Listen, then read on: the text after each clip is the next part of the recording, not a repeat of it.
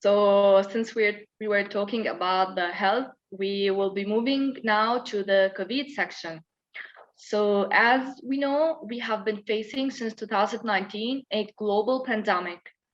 The coronavirus have been causing social and even economic disruptions worldwide and imposing lockdowns for weeks and even months in many countries. So many people during the lockdown, they discovered new skills or maybe had the chance to learn new skills and do certain activities which they were not able to do back then before the lockdowns because of lack of time or any other reasons.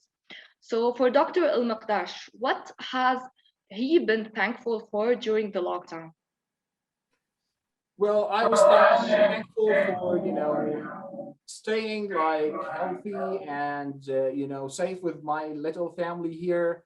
And so looking at it, I'm an outdoor person. I love to go to the gym every day. I love to hang around. I love to go see my friends. And but in the lockdown, I got to connect more with my family and little daughters. I got to connect more with my friends, because sometimes you get overwhelmed with work and with the professional life and career. So I was very thankful for connecting with people I care about in my family and my friends as well. So this is something I'm greatly thankful for during the lockdown.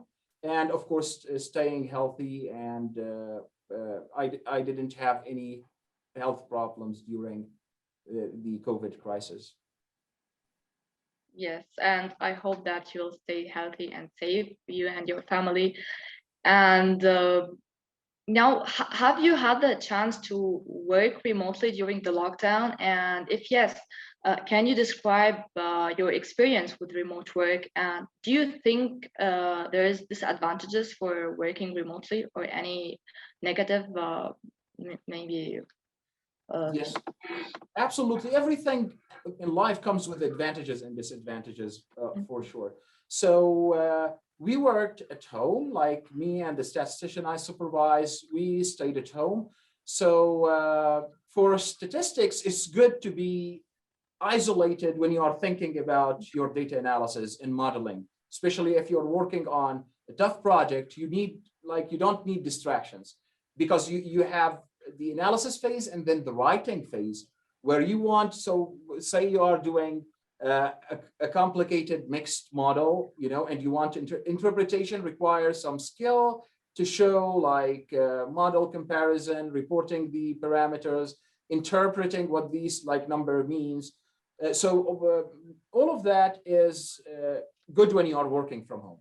Yet communication sometimes gets difficult, especially in the beginning, because we weren't trained out of a sudden to be communicating with all research partners, biostatistician, our clinical research nurses and coordinators, clinical coordinators, to be communicating online. But I think we gained new skills. So we developed this skill. We could organize this pretty efficiently.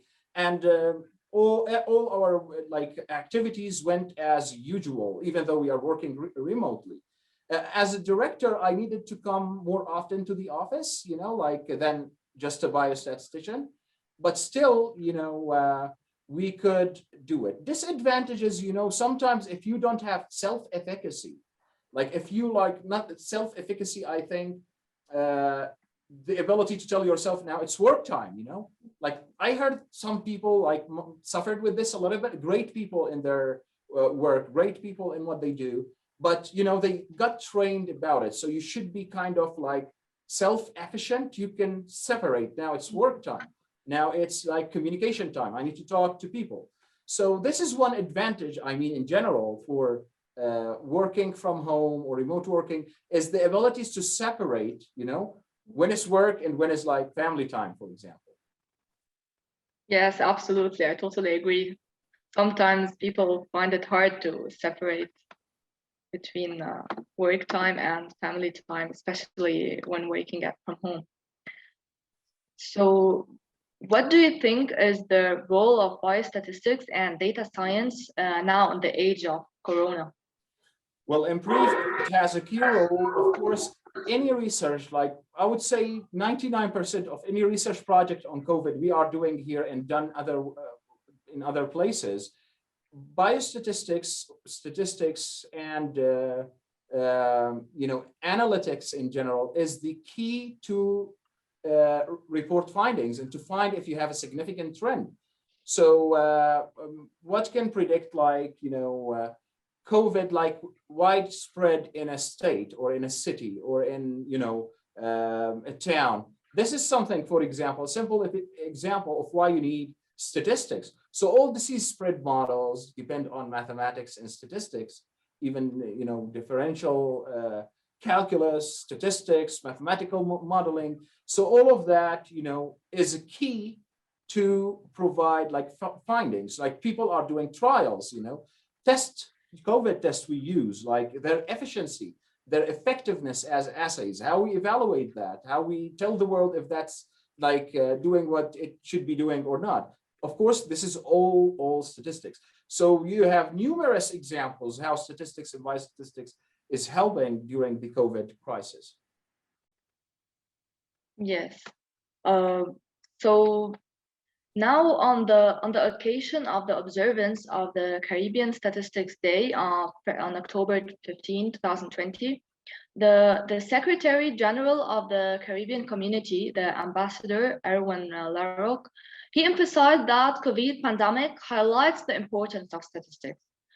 So what do you like to comment on this? And do you agree that COVID has brought into full view the value and importance of statistics? Absolutely, I agree on this. And I think he meant about, especially like, he highlighted this and the policy, like the mask thing, the lockdown, so how we make decision, usually like we have a field in statistics, or subfield of called data-driven policy analysis and design.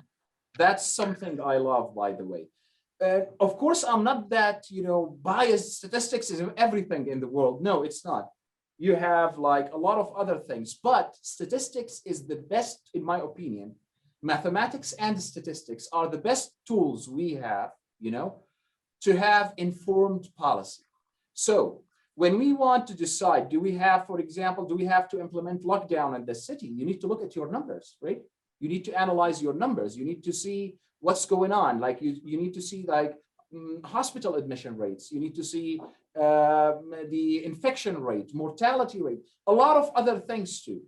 And you need to consult with your medical expert, epidemiological expert, but with these number in the background, like this is what he meant, data-driven policy analysis and design.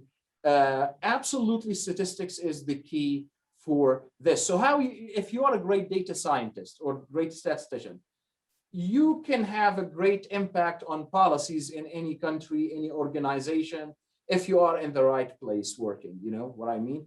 So that's why we cannot just take a decision, I'm a medical expert only, or I'm a doctor or epidemiologist. I think we should do this, or open our schools or close our schools, or wear masks or not wear masks. These decisions cannot be made or taken without statistics. Now we study the numbers of the economy and the job market, and then we decide what should we do. Should we send packages to help people? How much we should send money? All these decisions, you have statistics in the background working, in summarizing numbers, in comparisons, and in predictions. So yeah, absolutely. Yes. So you mentioned epidemiology. So how has epidemiology shaped the COVID pandemic? Well, epidemiology absolutely is the science of studying disease spread and why, this disease spread and the patterns of, this spread. So epidemiology got the tools to tell you about that, if you have infection rate, if you have susceptible, people who took vaccine, people who got infected again, all of these things play in some models we know, they tell you how the disease is spreading.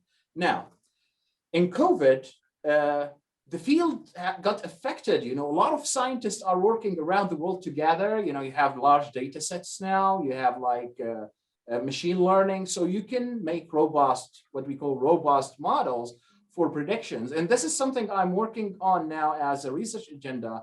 I'm trying, like, so to summarize this in brief, very briefly, if another pandemic hits and we have higher mortality rates, if we have like more serious, God forbid, virus, where are the most vulnerable areas in the United States? So I'm trying to collect as much data as possible about like 100 factors, and then, you know, do some, you know, nice modeling. So this is one research item I have. So you can see epidemiology is very, very effective in this, and absolutely you need it when you study disease spread, infection rates, susceptible population, and the function of disease growth. You know, that's where mathematics come into play, and calculus too. Yes. So can you tell us about the main epidemiological challenges in the pandemic coronavirus disease? Well, as I told you now, like challenges come into like these teams working all over the world, you know, like different time zones, different, like, you know, organizations. You have a lot of procedural things to do. And, you know, like epidemiology, the more data you have, you know, the more robust model you will have. The more testing is done, you know, the more information you have that you can, you know, implement in a model to find, you know, like to have robust results or informing results, you know. So these are some challenges that, you know, very broad general challenges that may affect things, the availability of data, you know, and this is related to whether people are being tested or not. So in some countries, we know a big challenge, people are not being tested for COVID, and people, even when they are sick and they are in very severe conditions, they are not going in hospital in some third world country. That's a big challenge to study the disease pattern in these countries and to design policies and to implement policies in these countries. I think that's a big challenge. So I see the challenges are mostly in third world countries now. Even in, like, you know, the Western world, we have challenges in that regard as well, but not as, you know, developing countries with very like limited financial potential and capabilities to do like large scale testing or vaccines or anything. Yes, so I hope that this global pandemic ends soon and life gets back to normal. Yes, we all hope that.